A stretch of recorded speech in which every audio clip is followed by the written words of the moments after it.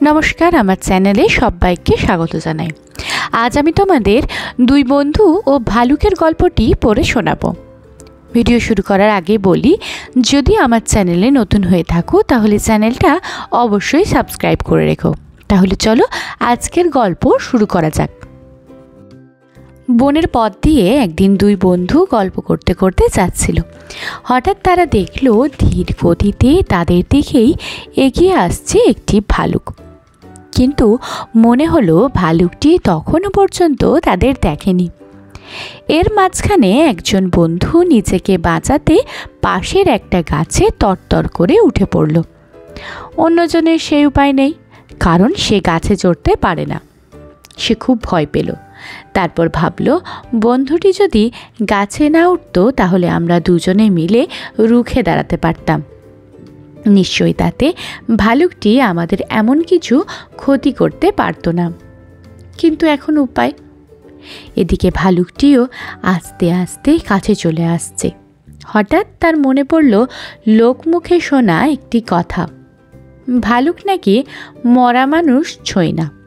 আর সে কথা মনে পড়তেই সে শটান মাটিতে শুয়ে পড়ল মরার মতো। কোনো নড়াচড়া নেই, এমনকি নিঃশ্বাসটাও বন্ধ রাখতে চেষ্টা করল। ততক্ষণে ভালুকটা দেখতে পেয়েছে তাকে। তারপর এগিয়ে এসে তার নাক মুখ শুঁকতে লাগলো, কিন্তু সন্দেহজনক কিছু দেখল না। তাই তাকে মরা ভেবে সেখান থেকে আস্তে আস্তে চলে গেল। বন্ধুটি সেদিন বুদ্ধির জোরে বেঁচে গেল। যে বন্ধুটি গাছের উপরে ছিল সে তখন নেমে এসেছে। সে বুঝতে পেরেছে একজন বন্ধুকে বিপদে ফেলে নিজেকে বাঁচাতে সে যে কাজ করেছে তা অত্যন্ত লজ্জার। তাই বন্ধুর গলা জড়িয়ে ধরল সে।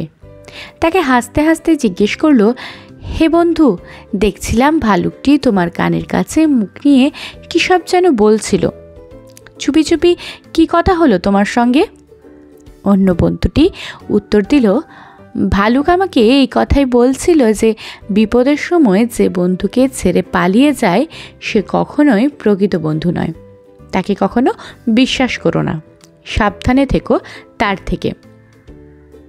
নীতি কথা, বিপদেই বন্ধু চেনা যায়। আজকের গল্পটি এই পর্যন্ত। গল্পটি ভালো লাগলে লাইক করো এবং বন্ধুদের সাথে শেয়ার করতে ভুলো না।